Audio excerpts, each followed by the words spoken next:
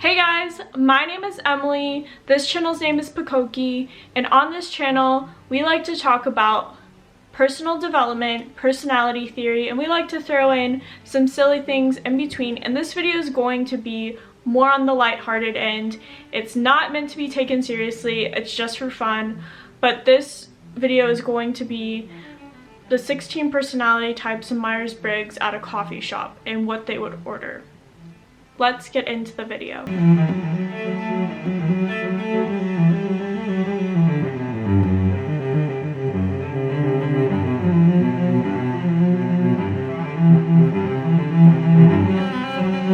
As some of you may know or may not know, I actually used to work at Starbucks for about 5 years off and on. And I also worked at a bubble tea place and a few other places that had coffee, had espresso drinks as well. So I have quite a bit of experience with coffee and tea, and so I thought it would be fun to go through the list. So in this imaginary world where all the personality types into one coffee shop at once, an ENFJ I think would get a cappuccino. ENFJs are stereotypically very giving people. They're also very friendly, and in my mind, again on a stereotypical level, they tend to be go-getters. So imagine that the ENFJ is wanting something that they can rely on, which is a cappuccino. Cappuccinos are very good. They're like lattes in the sense that they have espresso and steamed milk, but it's less steamed milk with more foam. So you can elect to get like a dry latte, which has more foam, a wet one, which is basically a latte, or just a normal cappuccino. And I don't think the ENFJ would have too much of a preference, but they probably would like the foaminess of the milk with the espresso to give them that kick. Moving right along, INTP on the other hand, I think they would probably get a black coffee with cream and maybe some sugar. From my experience with INTPs, they don't tend to be concerned, nor will they typically go to a coffee shop. So if they do, they'll probably just get the coffee of the day with a bit of cream and maybe some sugar. Very simple, very to the point. They're getting the caffeine but without all the fanciness. An ENTJ I think would get some type of espresso drink where it would be primarily espresso, probably a quad espresso to like 8 shots of espresso, and they might keep it hot or they might do it iced, but if they were to do it hot, they probably would ask to add some ice cubes with it just so they could drink it down really quickly to get that kick of espresso and just jolt their morning. Because again, ENTJs in the stereotypical manner are also go-getters, and they tend to be the CEOs of the world, so they need that caffeine right away to their veins to get them started. An ISFP would probably get a flat white. Flat whites are really good. They're basically similar to a latte, except for you use ristretto shots, which are shorter and they have a sweeter taste to them. And also with the steamed milk, typically use whole milk for the milk to make a flat white. And when you pour the milk, you use a motion that you start from the top and you let it pour down, and then you slowly go to have a little dot of white on top, making it a flat white.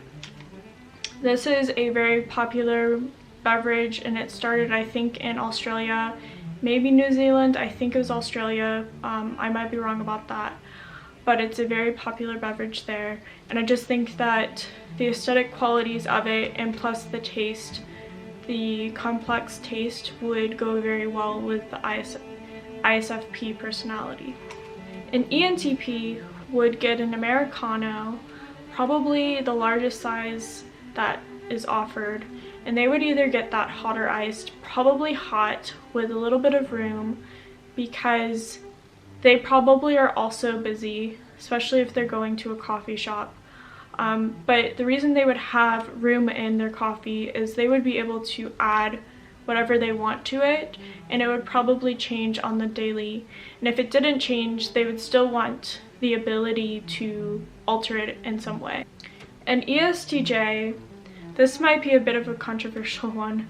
From my experience with ESTJs in coffee shops, they would get various drinks, but the biggest thing that I would notice across the board, and I didn't always know if someone was an ESTJ obviously, but from the people that I'm more sure were ESTJs than others, they would try to find a way of manipulating the system in the sense of getting some type of drink, let's say a latte or a cafe au lait.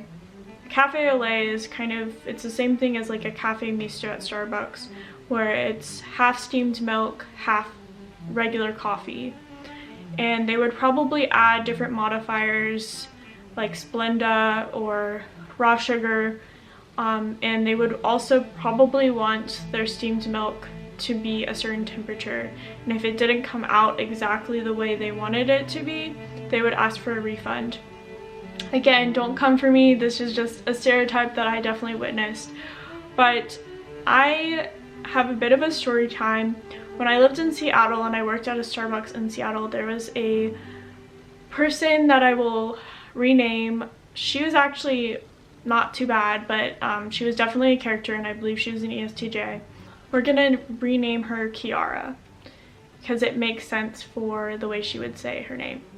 So basically this person, who I again believe is an ESTJ, would come into the coffee shop every day and say, "What up? It's Kiara!" If you did not know who she was and you were taking her order, she would ask for someone else to do it better, and someone else that she knew to make her drink, and she would want all of her specific modifiers there, and she would want her drink to be 200 degrees, which for most coffee shops or just in general, that is not a standard that they do for steamed milk. It's basically burning the milk, and she would complain if it wasn't hot enough. So people would have to do that. But not only that, she would get a venti size, and I forget if it was a latte or whatever drink it was. I think it was a latte, and she would get 8 raw sugars in the latte, and you had to make it a venti, and then you had to pour it into 2 cups, and they were the tall size. So the venti is a 20-ounce latte, and the 2 talls are 12-ounce, and she would want us to fill up those cups to the top with no room. It's a policy to kind of go with what the customer says. There are things that might have changed by then, but she would take advantage of this, which really they should be buying 2 tall sizes instead of filling it up. Basically, it was just a pain in the butt because she would always complain about something being wrong, and then she would also want her little bean. She would get an espresso bean, and I guess she would use it to, I think she used to chew on her espresso bean, and yeah, she just wanted it a specific way. So yes, that is my long rant on ESTJs. And ISTJ, on the other hand, ISTJs are typically the people that you go into a coffee shop and they typically are regulars, and they'll get the same drink with certain modifiers, but you see that person pull up, walk inside or whatever, and the drink will basically be ready for them. But in this alternative universe, I think that an ISTJ would get a matcha latte or a green tea latte because it's a traditional drink, and they would want something a bit different, and maybe getting like 1 pump of vanilla or something in that vein. And then an ENFp would probably get something different every time. They may have a specific drink that they like, but I envision a lot of ENFPs coming in and just wanting to try whatever is new on the menu, or wanting to change it up just to be different. and also to try something new. Because of extroverted intuition, they're always looking for new possibilities, so they would probably get sick of having the same thing over and over again. An ESFJ would probably get a vanilla latte, which is in a lot of ways a pretty basic drink, and that would probably be the regular drink. And then during the times that especially Starbucks or other coffee shops offer this on their menu, they would probably get the pumpkin spice latte. There's nothing wrong with that. The pumpkin spice latte, especially at Starbucks, can be a bit divisive. I actually like the taste of it. It's definitely not something that I would drink all the time. I used to have it more when I was younger, but again, probably an ESFJ vibe. An ESFP would probably get a iced caramel macchiato, which basically a latte macchiato is an upside down latte. So the milk would be on the bottom and then the espresso shots would be at the top. And for a caramel macchiato, at least at Starbucks, what they do is they put a certain amount of vanilla in there depending on the size. And so shots of vanilla syrup, then put the milk and ice, or if it's steamed, they'll put the steamed milk. And then they'll put the espresso shots on top and then caramel drizzle and a crosshatch on top. This is a very popular drink, and ESFPs are very popular people typically. Even if not everybody really likes them, they definitely make a statement. And again, the caramel macchiato is an extremely popular drink at Starbucks. Again, this is not specifically Starbucks, this is just coffee shops in general. An ESTP would probably want to get some type of smoothie with protein in it, or some type of drink that had some kind of blended quality that would give them a protein or something else. They're probably the people that would also maybe get like a nitro cold brew.